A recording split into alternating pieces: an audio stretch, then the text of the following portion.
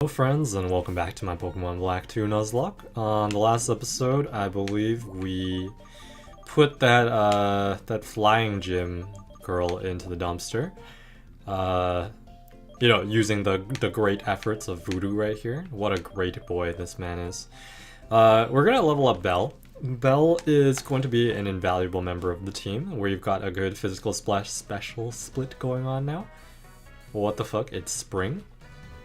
I mean, I suppose it is January, but I felt like that was definitely still going to be like winter, you know? Like I don't know how we're suddenly in spring now. I'm actually gonna check the map first. She said that we're going somewhere. I didn't catch exactly where. What the fuck? Oh, right, yeah. Town map. Let's take a look. So, yeah, I think we're going to Twist Mountain, right?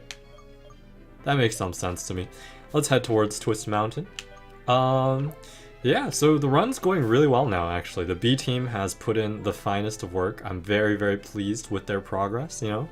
We did put in 7 straight episodes of the grind in order to make it happen, but it does seem worthwhile. It doesn't even seem like we're overpowered. It seems like we're exactly powerful enough to do what we need to do. Because, like, if we were any less powerful than this, I think we would have just gone Shrek way earlier. Since our Pokemon are not actually very high quality. Teamwork of twins, blah blah blah, no one gives a shit. So I realized that one of my episodes, it was 30 and then it became episode 32 right afterwards. The reason for this is because I actually put episode 24 twice. And I just figured, well, I actually just made the mistake of writing it as something else. Oh, right, this is fucking Zoroark, I always get confused. Let's just do that, and then that, yeah. So, what was I trying to say? So, yeah, so I had 2 episode 24s in the series during the grind. I just lost track. And then I made the mistake of putting something as 32 instead of 31. Oh my god. Oh my god, are you dead? Voodoo, please. Oh, thank goodness, Voodoo, you beautiful son of a bitch, dude. Oh, I'm so happy. Oh, I'm so pleased. Good job, Voodoo. You've done so well. I thought you were dead for sure. I got so scared, dude. It's that stab crush claw by that Zangoose that actually did way too much damage. No, we don't need agility. Nope. Give up on agility. Good stuff. Okay, Electro Ball the shit out of this Viper. I wonder how this will do. Let's see. Yeah, good stuff, good stuff. Well done. Anyway, basically what I'm trying to say is there are 32 episodes. It's just that the numbering for them was a little bit messed up. I put one double, so I skipped one. It's totally fine. I'm just gonna heal this boy up right here. Moo moo milk, drink some milk. Good stuff, good stuff. I just finished recording the last episode of my Hyper Light Drifter playthrough. You know, I know that pretty much nobody has been watching that. That's definitely been less popular than these Pokemon videos, which get at least 1 to 2 viewers rather than 0. But yeah, it's finally done. Check it out if you're at all interested, because it's finally finished. I do understand that it's a very different feel than these videos, because in those ones I'm struggling to try and figure out what exactly is going on and to try and actually like understand the game. Whereas in this one, it's sort of more of a stream of consciousness kind of deal, since I know the game so well that I don't really need to pay any sort of attention to be making the right moves and to do what I need to do and stuff like that. There is still a lot of tension in this game though. I'm really enjoying this Nuzlocke run. Like if I wasn't recording it, I would have definitely given up at the point where my A team got wiped. Oh, it's a double battle. What the fuck? All right, I mean that should be fine. Yeah, I definitely would have given up at that point where all my entire team got wiped, because that was real depressing. That was as depressing as it's gonna get, really. But yeah, you know, just the fact that I've been making these videos and I didn't want to leave it unfinished kept me going and let me persevere. All right, this should do nothing. Good job, good job. We'll just foul play this guy. Why not? But yeah, it's been really fun. I've actually been really enjoying it. It's just kind of been like like a way to chill out. You know, I'm not really trying to push myself to try to find words to talk about. I just kind of say whatever comes to mind, and if it's interesting, it is, and if it's not, then it isn't. I don't really care that much. Let's get this thing right here.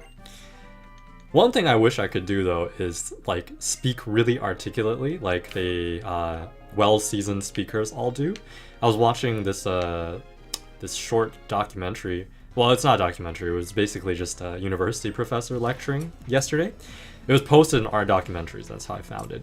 And the way he speaks, like, no notes or anything, but he never hesitates. Like, he never has these, like, shitter words like or like but, or, well, not but like and stuff like that. And, you know, I'm not the worst speaker in the world. I'm not very, like, nervous in front of people, and I can speak coherently. I can get my words across no problem. But I definitely lack the sort of articulation that these people have, where they don't stumble on any of their words, and they don't have any sort of pauses, like with the ums and the ahs and everything like that. It's just one perfect sentence going all the way through. No pauses, no stuttering, no stammering, and nothing like that. And I don't know how that happens. Maybe it's just from years and years of practice. You know, I am still a young guy, and I don't have the most experience with speaking in front of people. I guess this doesn't really count as speaking in front of people. Oh, this is a really cool feature in 5th gen that I like. For poison, I think you've seen earlier, I don't know, the more astute-minded viewers might have noticed that earlier when I've been poisoned, the words, the PSN, are white. Like you see there next to my health. Well, you don't see it anymore. But next to my health, there was the word poison, and the words poison were written in purple. What that represents is the difference between toxic poison and regular poison. So regular poison does 1/8, I think. I believe 1/8. I'm not double. I'm not super sure. 1/8 of your health every turn as damage. Toxic poison, first turn it does 1/16. Next turn does 1/8. Next turn it does 1/4, and then 1/2, and so on and so forth until you switch out. Excuse me? I can't get through? You're an Elite 4 member? Is that what you told me? Oh, okay. So how do I get to the city then? What the fuck? Let's try and fly somewhere. So I can't go to Twist Mountain, but I need to get to the city. Opelucid, that's a town name that seems familiar. Maybe I go this way? Honestly, no idea where I'm supposed to go. I can't go to Dragon Spiral, that's on the thing. Oh, I should have paid attention. Oh, feels bad. Alright, we're gonna go here, and then we're gonna surf across the water the other way, and then hopefully that is the correct path. I don't see another possible path, so hopefully that is correct. If it ends up being that I'm lost, I'm just gonna look up how to get there. It's really not a huge deal for me either way. Like, I don't think it's very important. It's not like the plot line of this game was very difficult. And it's not like it's a puzzle that I need to struggle through. It's just literally I didn't pay attention to what they were saying, so I don't know where I'm going anymore. But yeah, I was watching this guy talk about procrastination. He's a psychology professor at the University of Ottawa, and he was speaking. His life's work is devoted to finding out why people procrastinate and how can you. Like, what are ways to think about procrastination to try and reduce that sort of behavior? And basically, one of the things this is like the only thing that I took away from him, because it doesn't let me through. What am I supposed to do then? God damn. All right, let's look at our map again. I know I'm supposed to go to Opelucid City, right? They said that. Opelucid City. Yes. Curious City. Okay, so how do I get there? Okay, let's go to Miss Ralton again. Skyla said she was gonna come with me to somewhere, right? Maybe it's Celestial Tower? I'm guessing it's Celestial Tower. Let's go to Celestial Tower. The ghost place, the place where we caught the Litwick, where we caught Belle. Is this a repeatable trainer, or is this just guy, like, I just missed him the first time around? I think that he must be a repeatable trainer. The previous person that I could fight over and over again was also a Pokemon breeder, so maybe that just is the type of trainer that you can just keep fighting over and over again. It's nice to know. I like that. So yeah, this professor is talking about the mechanisms behind procrastination, and he was highlighting the difference between procrastination and delay. Delay being sometimes, like, if you get an assignment and you're just like, okay, this will take me 1 hour. I'm going to do it on Thursday evening. It's going to be due Friday because I know it's going to take me 1 hour. That's called delaying something. That's not procrastination, because the key part of procrastination is that you had a plan, but you're not following the plan because you're doing something else to try and make yourself feel better in the moment. That's basically how I understood what he was trying to say. Because in the first example where I was talking about, this will take me an hour, I'm going to do it on Thursday, that's just basically you're scheduling an activity for a later time. Like, could you do it right now? You could do it right now. There's nothing stopping you from doing it right now. But doing things right away is not really the opposite of procrastination. It's more like you're trying to follow your plan to its entirety. Procrastination is when you say that you're going to do it Thursday night, and Thursday night comes along, and the time you're supposed to do it comes along, and instead of doing this task, you end up doing dishes or watching TV, just doing anything other than the task that you set out to do. So that's quite a different phenomenon, basically, is that if you're just trying to delay something, you're choosing to do it later, that's going to happen. That is always going to happen. You can never really avoid having to schedule things at later times than to schedule things at later times, basically. But procrastination is when you have a schedule and you choose not to follow it in order to put off this feeling of doing something unpleasant, basically. That's what he was explaining anyway. The rest of the lecture, like, this is something that really annoys me about professors. Excuse me? Can I fly here? No. Can I dig out? No. Okay. So she's not here. That makes me real sad. I don't know where to go from here. We'll try and look around a little bit more. At the very beginning of the lecture, he was just like, oh, we only have 45 minutes, so we're not going to do a Q&A section. I think that these days too many classes focus more on the idea of discussion and everything like that. But to me, there's only 36 hours in a course in total, and I don't think it's actually a bad idea for you to listen to someone with expertise for 36 hours as a form of learning. And I kind of agree with this. Like, I've always hated discussion-based classes because I think that the amount of learning I can derive from my peers... Oh, this guy's fighting me again. That's right, I forgot. The amount of learning I derive from people like that are the same age as me, who are still taking this class, trying to work things out, it helps to some extent if you really, really want to like talk to them about it. But when it's a bunch of strangers and they're just saying stuff, a lot of the time I feel like I just don't care about what they're saying. Like, it just doesn't matter to me. And I also don't really care to listen to them because, like, why do I feel like what they have to say is valuable for me to learn? Like, they were not proven in any way. Like, me listening to the professor, I feel like this is someone who, they make their life's work on doing this, on doing whatever it is that we're learning. And what they say, there is some sort of inherent value to it, even if they present it poorly, or they're a bad lecturer, or they're a bad professor.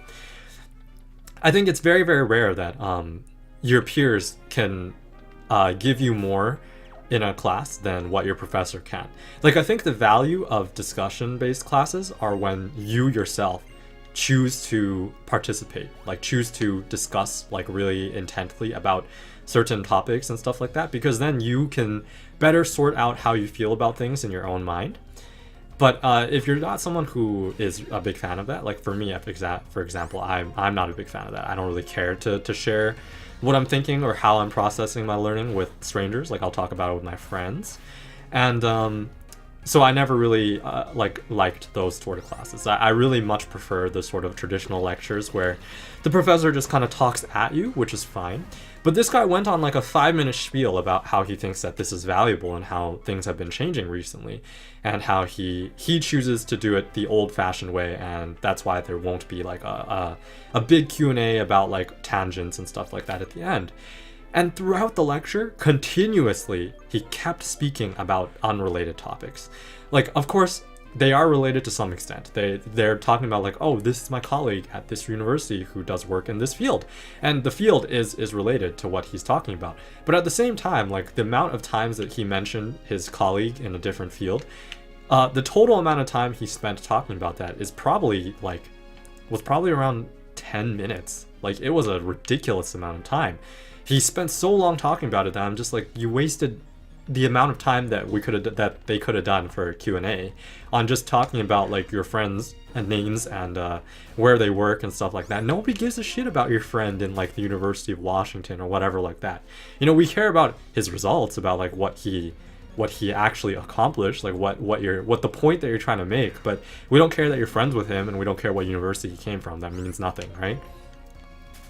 Maybe that's a little bit like short-sighted. You know, he was giving this this talk to graduate students, so it's possible that as grad students, you know, you take note of these professors' names, and you actually try and figure out. I have no idea where I'm going, by the way. You actually try and look into to where they are, and look into how they. Oh, this goes into clay. All right, let's try and go this way then. You actually look into how where they work and what they're studying, so that you may, you know, apply to work with them in the future. Maybe that's a piece of the puzzle that I was missing. But I was just fairly, you know, irritated with the fact that he put so much emphasis on how limited his time was, and how important it is for us for like the viewers or for the people in the room to be talked at. And you know, a lot of his content was fluff. It was meaningless, you know? And you know, I do understand to some extent, like when you're talking, you don't just speak continuously and super well all the time. Oh, maybe this will give me a hint as to where I'm going. No, not Yancey. Don't talk to me, Yancey. Never talk to me again. Okay, so this guy is still blocking me. Okay. What if I call the professor? Maybe she'll tell me where I'm supposed to go. Yeah, let's try that. Let's call Professor. Professor. You better pick up, Professor. This is the whole point. Hi there, what can I do for you? No, that's not what I'm trying to do. Wait. No, I can't? Okay, so you're useless to me. Fuck you, X-Transceiver, dude. Such a useless tool. I don't know why they put this in this game. Yeah, so where are we gonna go? I actually have zero idea. Like, this is ridiculous. Like, how am I... Where am I going? I do not know. Okay, so... Can I take the train here? Let's try and take the train. Maybe that there's like a subway station that leads straight there instead. Yeah, I can't think of anything else. Like, I don't know how else I'm supposed to get there. Let's take a look. But yeah, so he was talking about procrastination. I was hoping to glean like some secrets about trying to prevent myself from procrastinating. I do tend to procrastinate quite a bit. But actually, like, after hearing his talk, the main thing that I took away is that what I do is not really procrastination, but it's more of needless delay. Usually if I set a time to Anvil Town. Okay, let's go to Anvil Town, why not? Yeah, sure, I'll go to Anvil Town. Yes, why not? Let's go. Usually I don't like to do things right away. Like I will put things off a little bit, but I will make a set day for it. Like instead of, if I get a okay, Pansage, yeah, okay. If I do get a, oh, there's a subway map. This is not helpful. If I do get an assignment, I usually won't start on it right away. I'll usually like block out some time for me to, fuck, I didn't mean to do this. No, don't talk to me. I don't want, god damn it. Okay. What was I trying to say? Yeah, like usually I will set aside time to do it later. Like I won't be, oh, you know, I'll do it later. I'll usually be like, okay, you know, I got this assignment on Thursday. Let's do next Tuesday. I'm gonna start on it on Sunday. Something like that, right? And then usually I will start on it on Sunday. I'm pretty good about that. But I never start things right away. Like I'm very well aware of when I feel ready to do things and when I don't feel ready to do things. And if I don't feel ready to do it, I just don't do it. Usually. That's usually how it works. But Yeah, I very rarely like set aside time like and like, oh, I'm gonna start right now, and then I end up not starting instead. That's usually not how it works for me, but it does happen from time to time, and I think that that is really normal to happen from time to time as well. But that professor said that after he learned enough about procrastination, he just couldn't do it anymore. He's just like, yeah, I just know too much about it. Like I just can't bring myself to procrastinate anymore. And you know, I do eventually want to reach that point in my life because it does seem like you just get more out of your day because of it. Because he was talking about a lot of the adverse effects of procrastination in that it leads to a lot of reduced physical and emotional well-being. I don't know where I'm going. All right, you know what? I'm going to actually just end the episode here, and I'm gonna look up where to go. All right, so we'll continue the conversation another day, I suppose. I'm gonna look it up. Yes, there are lots of resources there. So if you enjoyed the episode, you know, I know it's a little bit of a shorter one, but if you enjoyed it nonetheless, I'd appreciate a like and comment. They'd help me out a lot. Yeah, if you want to see more, there's going to be another episode up tomorrow. But until then, I'll see you next time.